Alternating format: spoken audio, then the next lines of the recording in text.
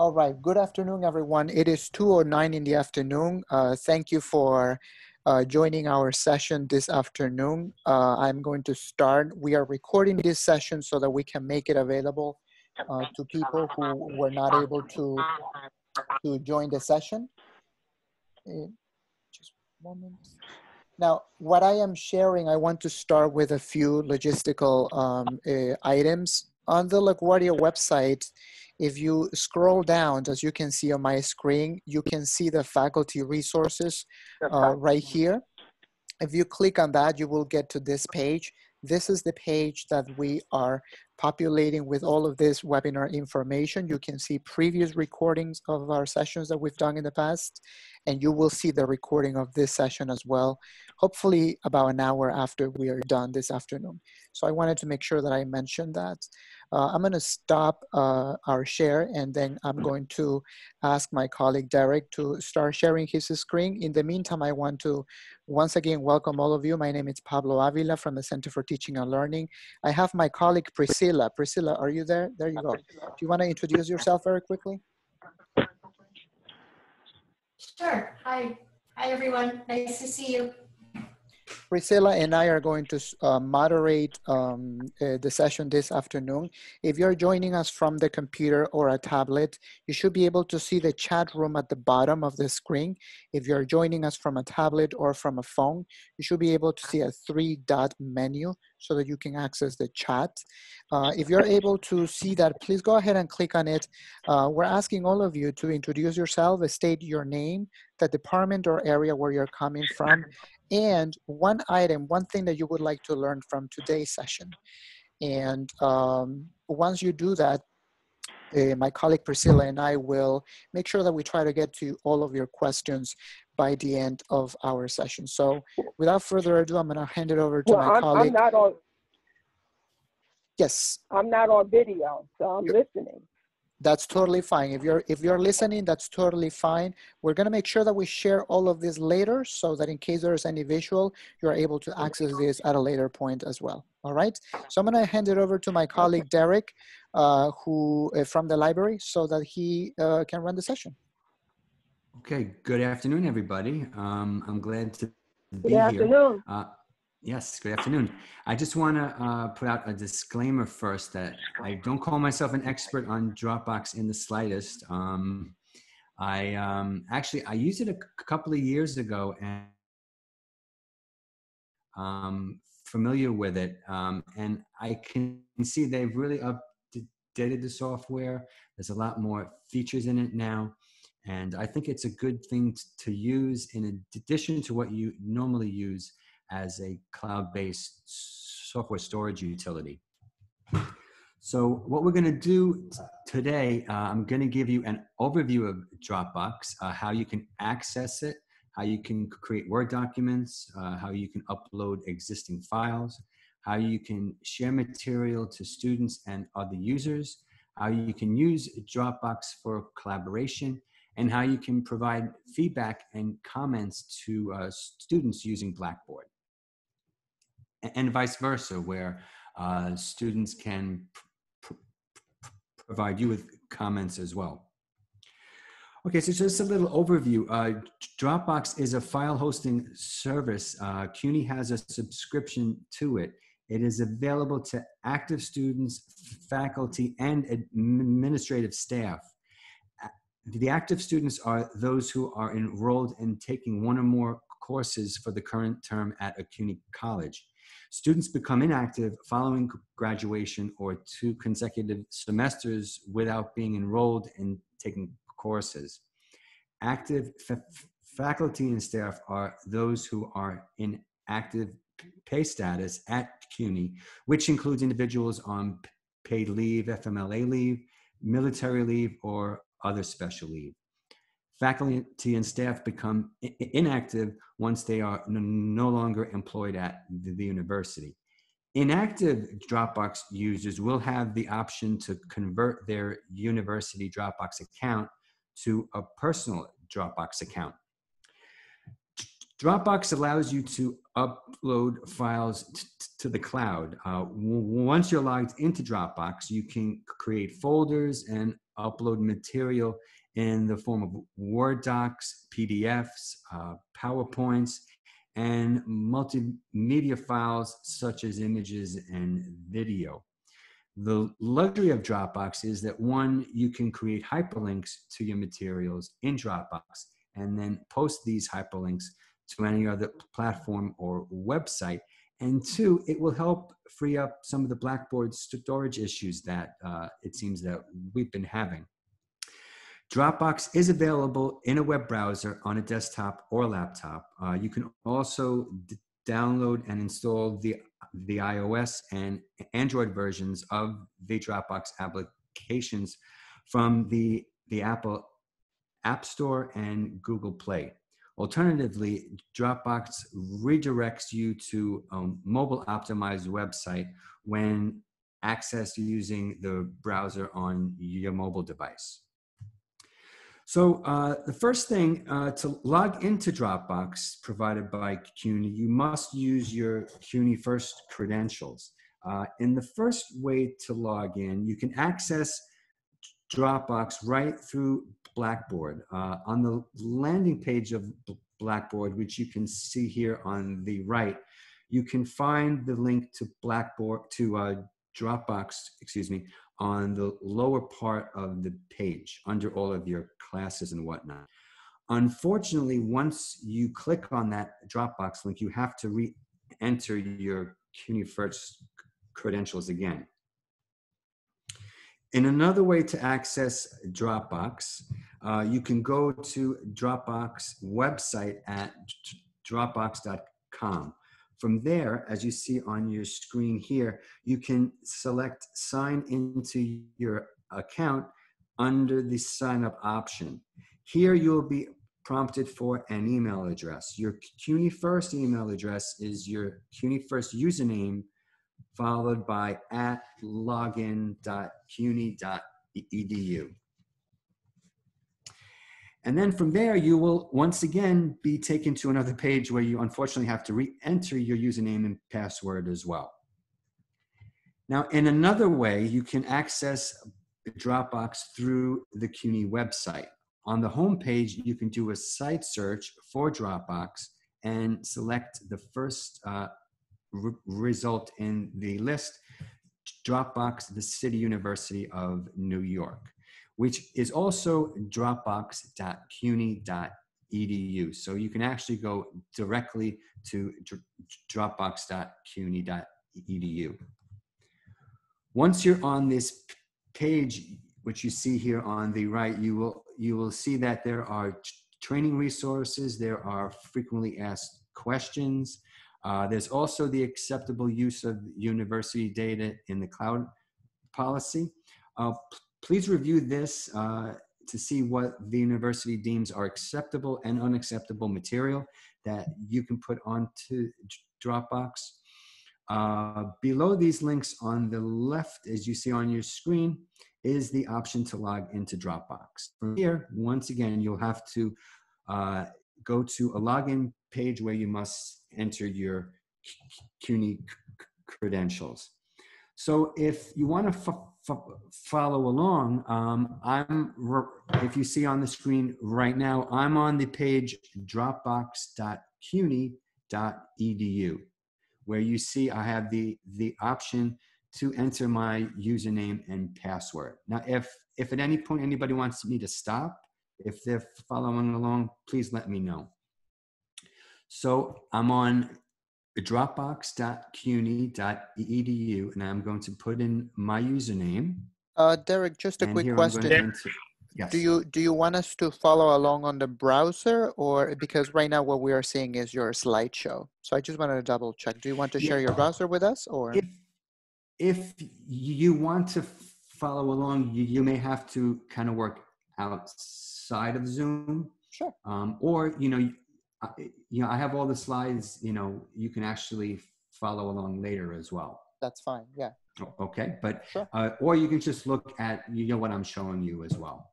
And Pablo just put the link to the CUNY website too. Yes. So in case anybody just wants to you can click on that link in the chat.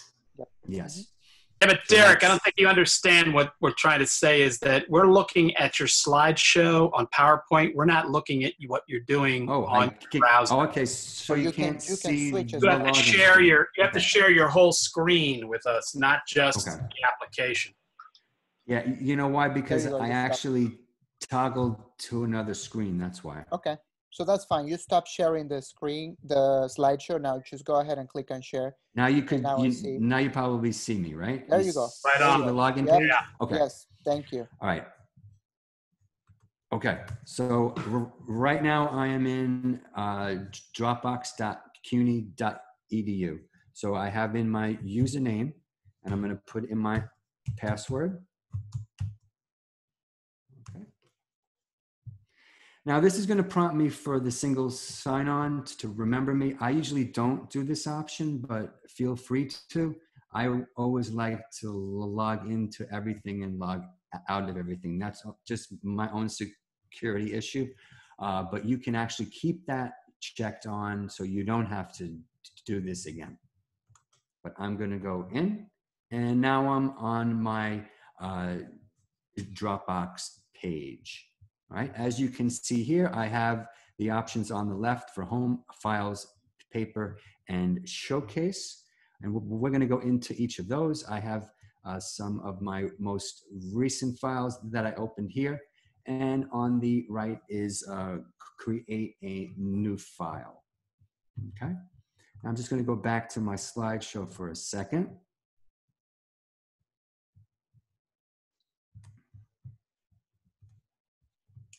Derek, when you don't have to keep clicking back on the application. Wherever you go on your computer, if you're sharing your screen, we'll follow. Yeah, I had that before, but somehow it stopped. So let me see. Derek, I think when you click on share, instead of sharing one particular item, you can share desktop. Okay, so and that will allow you to toggle from PowerPoint to your browser to any other window with much more ease. So I think it's the first option I got you. on your. There you go. Okay, I think I got it. There you go. Now we're able to see your full desktop, so you can toggle between a PowerPoint and your browser whenever you want.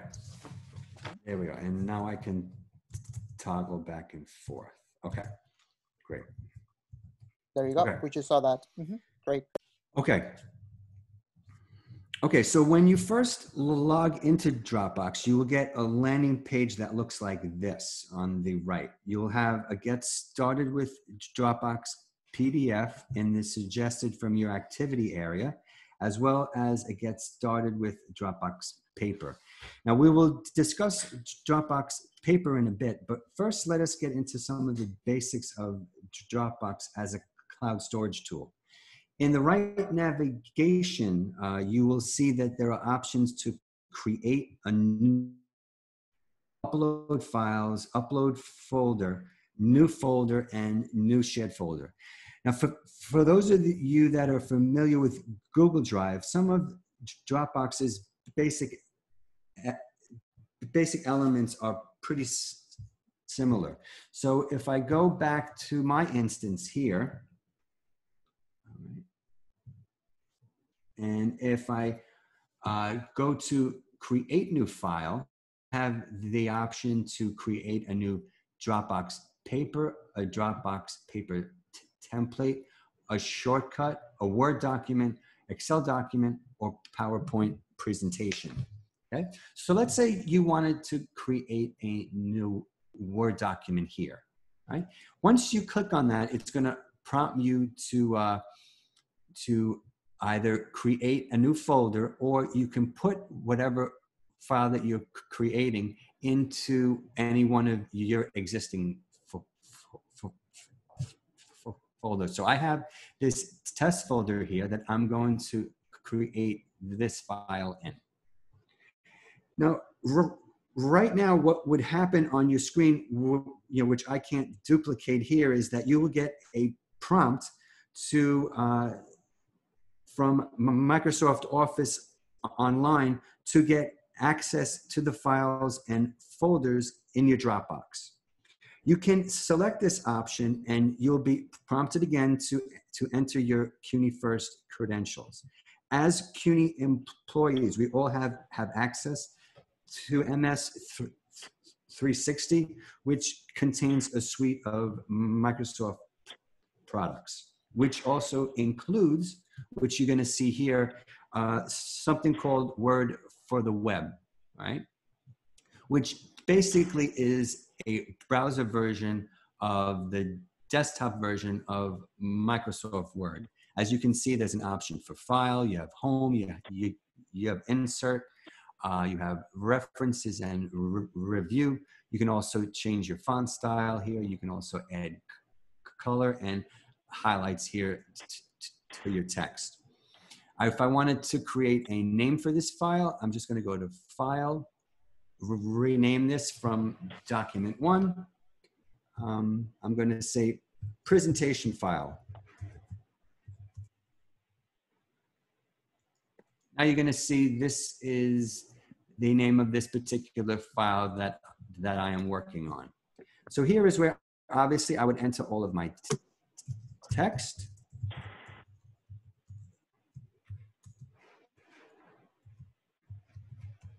All right, and once I'm finished with this file, you know, I could insert images and do what I would normally do in Microsoft Word. I would save this and return to Dropbox. And you can see in my test folder here of LaGuardia, the latest file that I worked on is my presentation file, okay? Now, Dropbox has the ability for you to download any file that you have saved and also to share these files as well. You can download files locally to a local device. So let's say you are working in your office and you have something saved to the cloud in Dropbox. You can have that saved there, access Dropbox at home, and then download the file, right? You can also share your documents with others to view, edit, or download. And this is actually something similar to what you might be used to using Google Drive. So for example, if I see this file that I just created, on the right here is this drop-down menu where I can share, download, and add comments, star, version history, rename, and so forth. Now the download option, you can download it locally, but there is this share option here. If I click on that, I have the ability to share this file with anybody within the CUNY community. And I can also share a link as well down below here. Now I can share a link of this where a person can edit the file, or they can just simply view the file. So let's say I wanted to share this with a group of people to edit. I would just take this link here where it says copy link. And now my link is copied to this file. I can share this in an email. I could share this in Blackboard if I wanted my students to edit a file. And they would have access to the file and edit it. What would happen when they click on the file, let's say if it was in an email or in any kind of document, they would have to obviously enter their CUNY First credentials to make any edits to it. Okay, any questions so far? One question that I see, and by the way, again, you're able to use the chat room to post questions. One thing that came up, Priscilla asked, how much of storage do we have in Dropbox? Actually, I don't really know what the storage capabilities are in Dropbox. Yeah, that's a good question. I know I had reached out to Jose about another question about Dropbox, and I did not hear back yet. Okay. Mm-hmm. So we'll Yeah. definitely do some digging and we'll let everybody know once we're able to Yeah. get an answer. Hugo asked another question. Is Dropbox FERPA compliant? And Hugo, Is it what? is it FERPA compliant? Hugo, if you want to unmute yourself and add more context to your question. Yeah, you know, we got into this whole thing about faculty using various platforms, for example, Google Docs or whatever it is, to work with students. And we got this big thing that came back from legal about, or it actually was coming from the central office around the platforms. They were trying to figure out what they were going to allow people to use or not, because if you're using a third-party browser or third-party whatever, and you know, that basically makes it possible for somebody to access student information, which would violate, you know, the federal education whatever grant, which basically is what we have to abide by whenever we're working with. We can't share student information with anybody who is not, you know, CUNY, other students, things like that. So I'm just trying to figure out Dropbox. But you'd think it would be, since, you know, this is being sent to us by Brian Cohen and the folks at CUNY Central. I just wanted to double check just in case, thinking about it. By the way, I think we get 1 terabyte of Dropbox's space. Thank you for that. Either a gig or a terabyte, one or the other. I can't remember which one. Thank you, Hugo. And by the way, Derek, I think you were going to jump in. Just a quick thing on the chat room. I posted a link to a document that I found on the FAQ site of the Dropbox page on the CUNY website.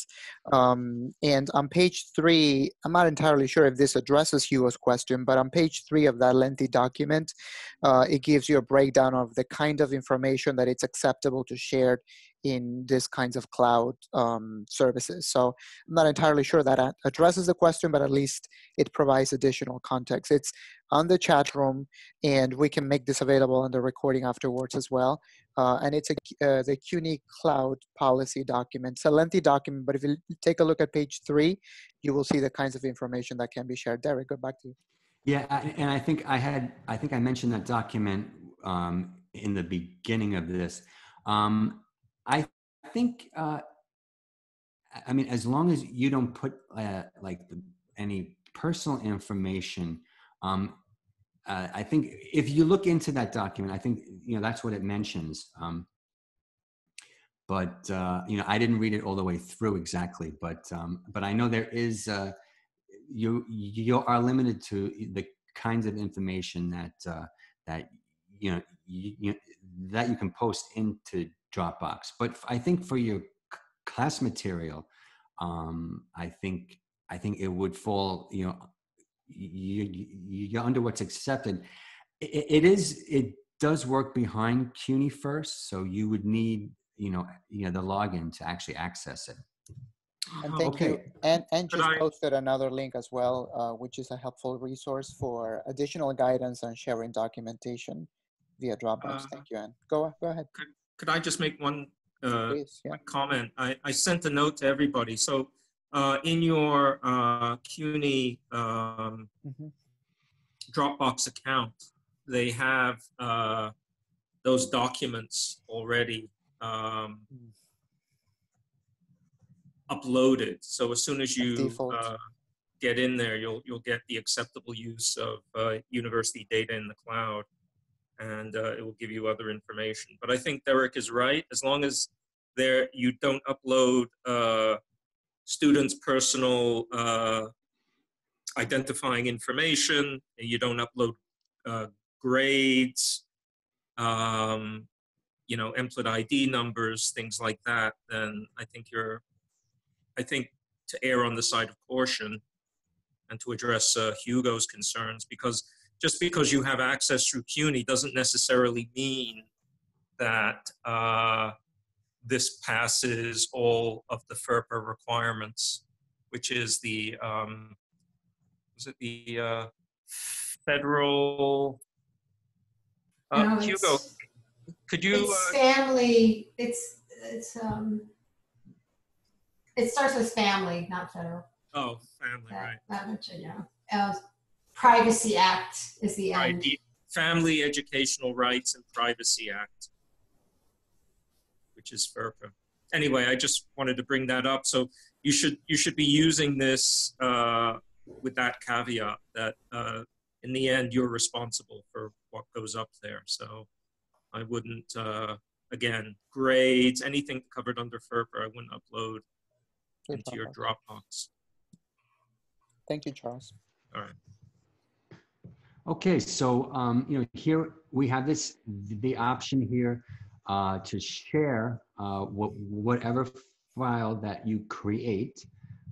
You can actually enter a CUNY email address here, the CUNY First email address. You can actually search for people in here as well, or you can just create a link to your material. And this is because I know there was a question before in an email about how this could be also used by students to submit their material to professors. And I think this could be one option, since students have access to create their own Dropbox material. If they would share their link with their professors could actually access the other document and you know, using the track changes in Word for the web. But I'm going to actually go into that, you know, in a few minutes as well. So the next thing just to highlight is the files folder in Dropbox, which you see here on the screen, which allows you to see also any of the file requests that you have pending and any deleted files that you may have. So as you see here, this is my live version here. I can see any shared files that I may have, and also file requests. Now what this is, it's invite to other people to upload your files to Dropbox, even if they don't have an account, right? Now this one, I'm not sure if it's FERPA compliant because it goes outside of CUNY, but I'm not exactly sure here. But I just wanted to make you aware of this feature too. Now, if you delete any files, you can see I have one in here. It actually keeps it in here like a recycle bin. So you, if you do delete a file, it actually keeps it in here and it won't be deleted until you do it. Okay. Okay, so the next thing I want to show you is that you can upload existing files and folders as well in Dropbox, okay? And these can go beyond the aforementioned document types of Microsoft Word, of a PowerPoint or an Excel file. These may also include audio visual files such as MP4s, the JPEGs or GIF files as well. And these files can also be shared and viewed in the browser by other users of Dropbox or through a password as well. And these links can also be set to expire. So for example here, if I go to the right here, I can see where there's an app, the option to upload files, okay? And here I have a few of the images that I saved when I created this PowerPoint.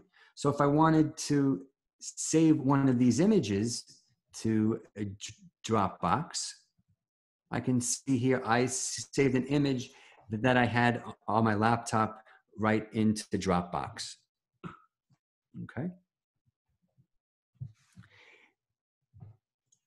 And what I can do with these files as well is I can share these files and I can also download them onto other computers as well. Okay. All right. So the next thing that I want to talk about is something that I mentioned earlier, is that while Dropbox is good for your personal use, it can also be used by students to submit their work and to collaborate with their peers. I think what you can do, and this was one of the questions that was asked in some Pablo had sent. I think what you can do is you can instruct your students how to create and share their documents in Dropbox, because they do have an account, and then you can access them and comment and grade their material using the track changes that's available in Word for the web. And students can also use this if they do want to collaborate with their peers, also using this option. So let's say if I go back to my the files that I have created here, if I go back to my LaGuardia test folder and I look at the file that we were working on earlier, okay, in the first option here, I just have a plain view of the file. Okay, this isn't in Microsoft Word for the web. It's just a viewer where I can view the file. But here on the right, I can open this up in Word for the web.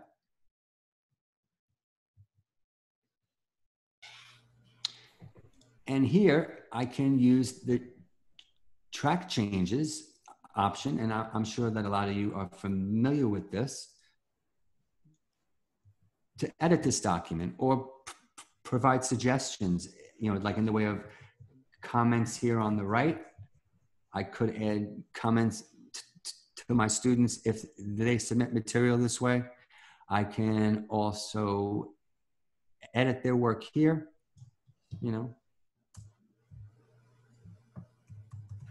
okay, and provide feedback in this way. Okay. Now, another thing that was brought to my attention in a previous email from Pablo is that sometimes students submit their work in software other than Microsoft Word. Either they send something in an image file, something that they use. Let's say they took a picture from their phone of something that they created. You can use the add comment feature in Dropbox to provide feedback. And you can access this feature by selecting it from the drop-down selection in the Dropbox file view. And like I said, here is where you can comment on audiovisual materials such as images, and you can enter your comments and also highlight specific areas in an image. And students could also use this to collaborate and to work with their fellow students. Now, to give you a live view of this, I'm going to go back to Dropbox. Okay. You're going to see here I have an image file in my test folder. Okay. Now, if I click on that image, I can see here I have a picture that I took in the library. All right. Now, let's say if I share this either with one of my students or if they shared it with me, I have the option here to enter my comments here. Okay. Okay. And then I can post that comment here. All right. So whoever has access to this image will see my comments. All right. And I can also highlight particular portions of this and provide feedback. So the user can actually see where I provided a suggestion. Okay. Derek, can I ask a quick question? Yes. Some folks were asking about uploading videos in connection to storage, but now that you're demonstrated this, that you are demonstrating this part, are you able to do the same kind of commenting and, let's say, feedback sharing when a student has uploaded a video instead of an image? Yes, I believe you have that ability. Okay. If I go back, because I do have one video, because I did Because let's say that a student test the just video. did a 2-minute recording, submitted it via Dropbox. Now I, as the instructor, I'm going into that folder, looking at that file, and I'm listening to it, and I have some quick feedback to give to the student. If I'm able to do that, that would be fantastic, especially for folks who are working on Okay, either so language here courses is, or so forth. yes, so here is Audio file. Yes. So here, now this is an MP3, and I can add a comment here to this video. Okay. Okay. So here I can, like you enter my thoughts. If it is a, something that they created for the class, you can actually enter what, whatever comments that The specific you would feedback. like. Yeah. Great. Okay. Great. Some folks were asking right from the beginning, sort of like how to link Dropbox to Blackboard. And I don't know if you could give us some pointers as to how. Actually, I think that's all my of what next you're slide, explaining gives us that sense, but if we could get to that part that way, because I know there's a couple of questions in the chat room about it. Yes, actually, that's my next slide. Great. Yeah. So to set up hyperlinks in Blackboard, okay, you can hyperlink your material to Dropbox. I mean, you can do this in multiple ways. One way would be to create a web link. All right. So if you're in your course material, all right, and let's say in your lessons and assignment, you would need to do is create a web link. As you see here in this image, you would give it a name and then put the URL that you copied from Dropbox into that URL field, and then save it, and then submit it, and then students would have that access. Okay. Can I say something here? Yes. So it's interesting because I know the people were concerned about Blackboards getting filled up with things that they're putting in their Blackboard classes that are eating up space. And that seems really where this thing can save us the space as opposed to assignments. I mean, I think I would still want students to submit papers through Safe Assign in Blackboard. But I do like this ability, like if they make a movie, to submit it through Dropbox, because it's just such a big file and it would then totally eat up the Blackboard account. Yeah, you could do that option. I mean, all students, who are enrolled have access to Dropbox. I don't know if their space ability, their, capacity is the same as ours, but that would be another good question to follow up to. Oh, Derek, Yes. I forget who it was, very helpfully in the chat told us that faculty and staff have unlimited storage space in Dropbox. So students have 15 gigabytes. Okay. Okay. Yeah. And there's no way to run Safe Assign in Dropbox, right? That I'm not sure. I don't think Probably so. saying no. I would say, yeah, I don't think so. It's my understanding that no, there isn't a way to do that. Yeah. Okay. Eric, would you mind going back over how you get to that page, web link information? I was trying to do it at the same time. Okay. Yeah. In Blackboard, right? Yeah. Okay. Let me go to my Blackboard instance. Sure.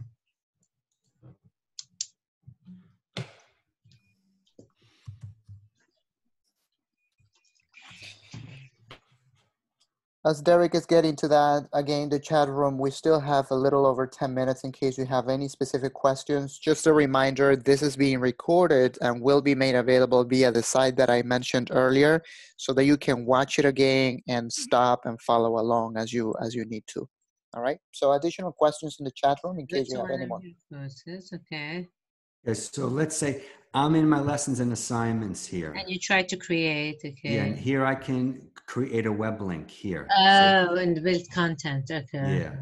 Or, you know, you can also have it, you know, like as a hyperlink, you know, in an item, let's say. Oh, okay. So wherever we attach the document, if you open this. Yeah. Okay. Yeah. So let's say try to edit one of them just to see. Yeah, let's say here, without since it's, saving. you know, since it's not actually, what I'll do is I'll edit this. Okay. So let's say,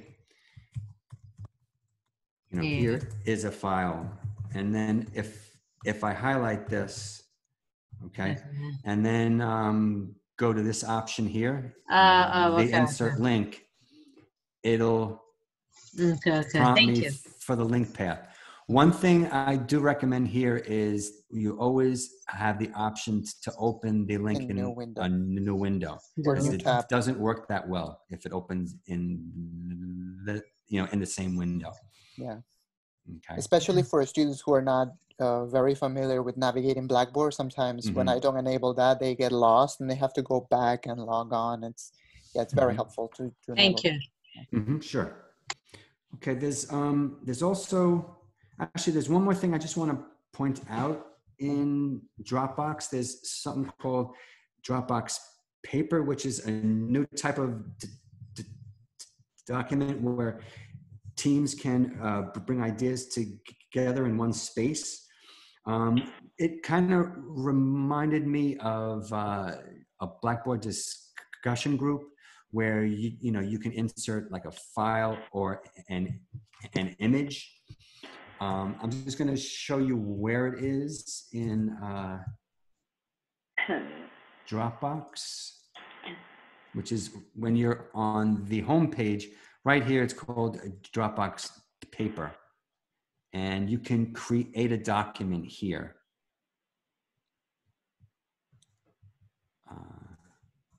Basically, you would give it a name, and then you can add things onto this particular page. You can add images, you can add your media, and then you can create a to-do list where you can actually like assign people certain things. So it's more like it's a collaboration page. And one last thing, there is something called Dropbox Showcase, which is a little bit like somewhat like an e-portfolio where you can create your own website within Dropbox. Okay. All right, so that's it in a nutshell. Here are some of the resources that we talked about. As I mentioned, you can also install the Dropbox desktop app that they have as well, or you can just use it in the browser. Okay, so are there any other questions? We still have about 8 more minutes, so feel free to unmute your microphone and jump in with a question if you think it hasn't been covered. Yeah, and you know, it's also, Dropbox is pretty easy to use. I think it's one of those things where, you know, once you start using it, you kind of get used to it. Yeah, the one thing, the concern is I'm very excited by all of these, the commentary ability and the types of things that we can link. The fear is always, because we did get a lot of, I don't know if you remember Marissa Clage's comment about students being overwhelmed with multiple platforms. Yep. Yeah. But, you know, you could start it out one way and kind of build on it another one. But it's actually a very exciting tool, which we're getting for free, and it's probably underutilized. Yeah, and considering that we all have, you know, unlimited access right now too. Yeah. Yeah. Yeah. you know, at the end of this term, I think all the things that we're learning, we could literally have like a kind of a TED talk about online ed, almost like being like online ninjas. But I think in the end, it always comes down to students' accessibility. If that ball is dropped, then it doesn't matter how amazing a machine we build. If they can't access it, you know, it's like a tree falling in the woods. No one's going to hear it. That's a good point, Hugo. Thank you for bringing that up. I think, and Derek, you can correct me if I'm wrong, but I think all of the features that you've spoken about can easily be accessible from the phone if the student is accessing this content from a mobile device via the Dropbox app. Is that correct? Yes, yes. Okay. Yep. You know, you can access it in, you know, like a mobile, you know, on your phone. It will, you know, like adjust the screen, you know, like accordingly. I haven't downloaded the app personally, but you know, they do have, you know, it's in the App Store to download. You know, it's an interesting tool, and I used it a couple of years ago, and it did not have this kind of capability. Yeah, and I also have a couple of students in my class who are using Blackboard, the Blackboard app on their phone. So that's what I think it's important to remember, as Hugo pointed out, that not every student is able to have a laptop. A lot of them are using their phones for doing almost everything. Or as Charles pointed out, there may be shared devices at home that are not as accessible as others may think. Are there any other questions? I'm trying to go back through the chat room. Folks at the beginning asked about linking Blackboard and Dropbox, and I think Derek has explained fairly well how to hyperlink those. I hope those answer the questions, but obviously, should there be anything else, feel free to unmute your microphone and jump in. And I just want to point out too, you know, you can also take those links that we created and also add them to an email as well. I mean, it's not just you're restricted to Blackboard. You know, you can use Dropbox for, you know, in addition to your Google Drive as well. Yeah.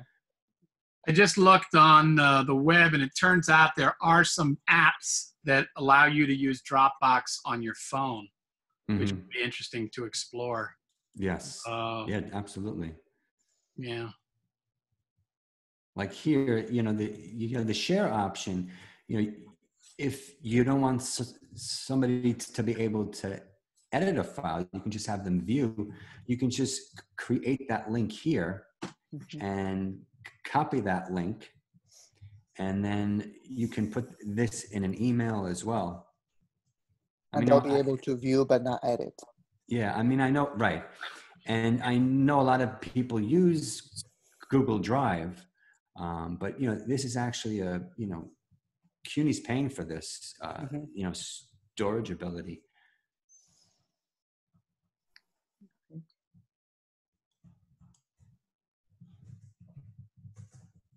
So it looks like there are programs for Dropbox on the phone. Some are backup storage. Some are actually the program itself. The kids can do it on the phone. I don't know whether they charge or not. One of them looks free. The other one I'm not sure about. Okay.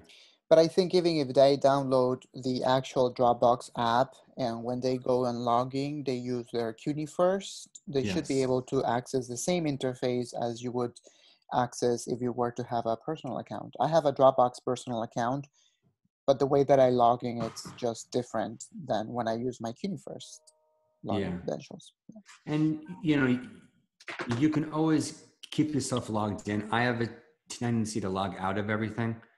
I guess because I used to work in IT, you know, I always log myself out of everything. But I think the one frustrating thing for some is where you just constantly have to put in your CUNY first ID when you know, even though you're going from Blackboard to Dropbox and it's the same login.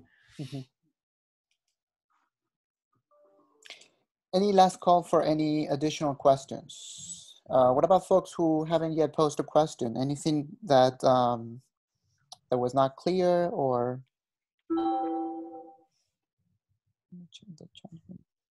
Thank you, Charles. Thank you for joining us.